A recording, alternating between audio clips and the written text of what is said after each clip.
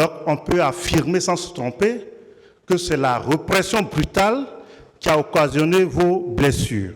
Oui, et tout ce qui s'en est suivi. Est-ce que votre tenue qui a été présentée ici, vous l'avez gardée, au moment où vous décidez de garder, c'était pour venir la présenter au tribunal? Non, c'était pour moi-même. D'ailleurs, il y a eu beaucoup de célébrations du 28 septembre. Je n'ai jamais sorti ça pour exhiber. Je l'ai gardé pour moi. Chaque moment, à l'occasion de chaque 28 septembre, je les sors et je me recueille personnellement. Parce que j'ai été témoin de cette tuerie et jusqu'à présent, le vieux qu'on a tenté de sauver, c'est son image. Est-ce que quand vous venez, c'est ma dernière question, lorsque vous venez au stade, il vous est arrivé d'imaginer que la manifestation aurait pu être réprimée avec une telle violence et une telle méchanceté? Non. Merci, M. Youla. Merci, Monsieur le Président.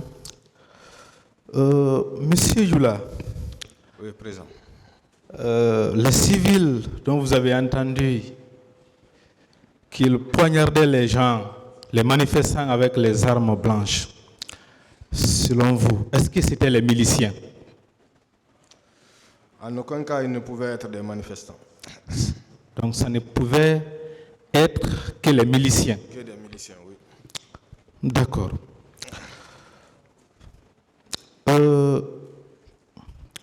Monsieur Toumba Diakité, vous avez dit que vous l'avez vu descendre du véhicule. Hein? Oui. Est-ce qu'il y avait d'autres militaires dans ces véhicules? Vous avez remarqué? Oui, ils étaient nombreux. Il y avait plusieurs véhicules. Ce n'est pas un seul véhicule. Donc ils sont arrivés ensemble. Oui. D'accord. Je veux savoir, est-ce que vous avez constaté que M. Toumba Diakité soit en opposition avec ces militaires qui tiraient? Non. Bon. Non. Je ne l'ai pas vu s'opposer à ces militaires. Non. Vous ne l'avez pas vu s'opposer, vous n'avez pas, par exemple, constaté qu'il leur donne l'ordre de ne pas tirer? Non. Vous n'avez pas constaté ça? Non. D'accord. Pour terminer, le colonel Pivi serait allé ce jour 28 septembre 2009 à 6h à Manéa, à Koya. Sa présence à Koya à 6h rend-elle impossible sa présence au stade du 28 septembre ou aux environs du stade du 28 septembre autour de 12h? Non. Donc on peut bel et bien être à Koya à 6h et être au stade du 28 septembre à midi. Oui. Merci, Monsieur le Président. Je vous remercie. Juste une question ou deux. Votre témoignage est à l'image d'une battue, n'est-ce pas? On vous a traqué à l'intérieur du stade et derrière, il y a des gens qui vous attendaient. Est-ce que cela ne relève pas d'une planification? Bien sûr. Justement, c'est pourquoi je crois à la planification. Également, votre témoignage est également éloquent parce que vous avez fait le tour du stade à travers les différents endroits. Est-ce que vous pouvez nous mentionner l'étendue des massacres dont vous avez été témoin, que ce soit les viols et autres? C'est ce que je dis. Des fois, il nous arrivait de marcher sur des corps. Des fois, on voyait des blessés se tordre de douleur. Ne vous entend pas. Hein? Oui, je dis des fois, il nous arrivait de marcher sur des corps et on voyait les blessés se tordre de douleur. C'est tellement incroyable que je ne vais pas retenir l'auguste tribunal. Bon courage. Merci, Monsieur le Président. Les assesseurs.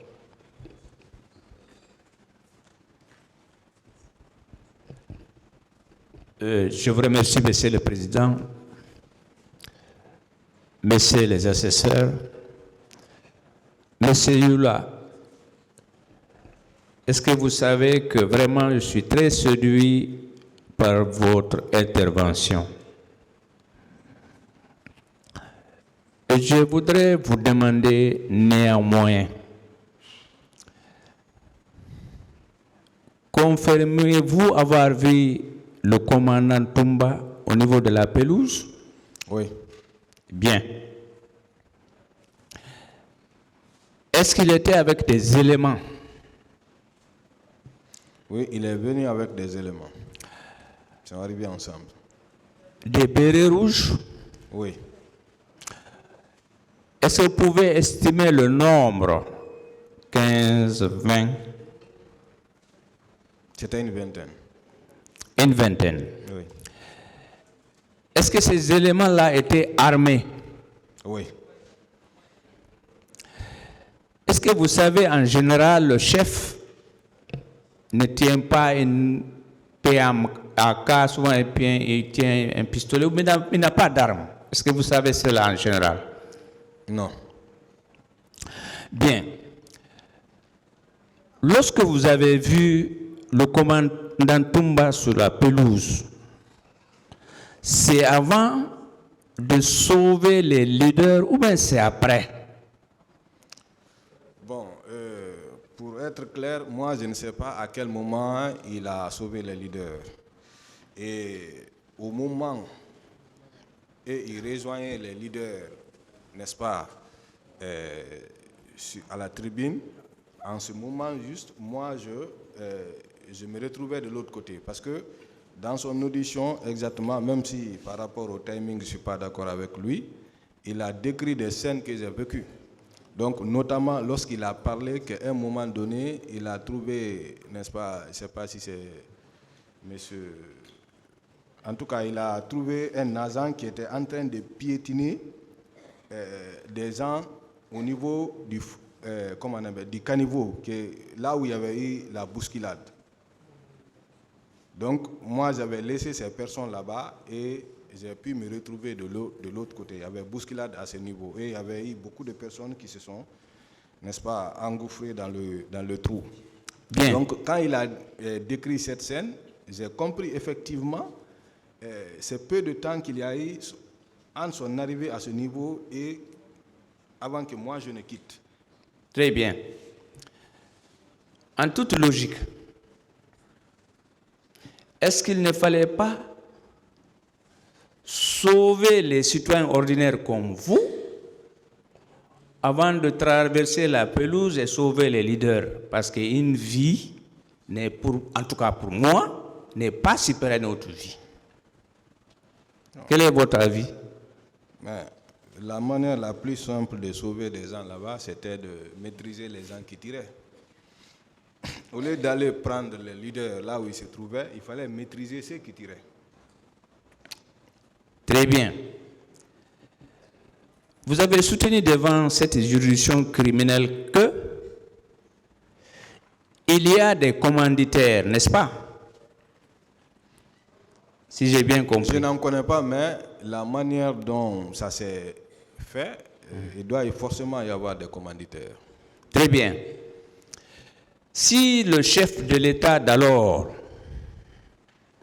était le chef suprême des armées, après le chef de l'État, en toute logique, qui gérait l'armée en ce moment? Bon, vous êtes un juriste, s'il vous plaît. Oui, bon, vous savez, en la matière, je pense que c'est le ministre de la Défense qui gère l'armée. Mais si vous me dites qui gérait la nation, là, je peux dire que c'est le chef de l'État. Non, je dis bien, on dit, même actuellement, oui. Le colonel actuel, on dit c'est le chef suprême des armées. Mais nous avons émis la défense. Je voudrais vous demander,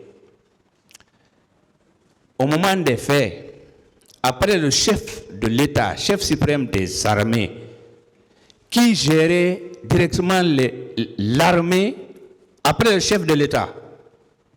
Qui gérait l'armée après le chef de l'État? Oui. Bon, l'armée dans un pays quand même doit, je pense que doit être sous l'autorité du ministre de la Défense.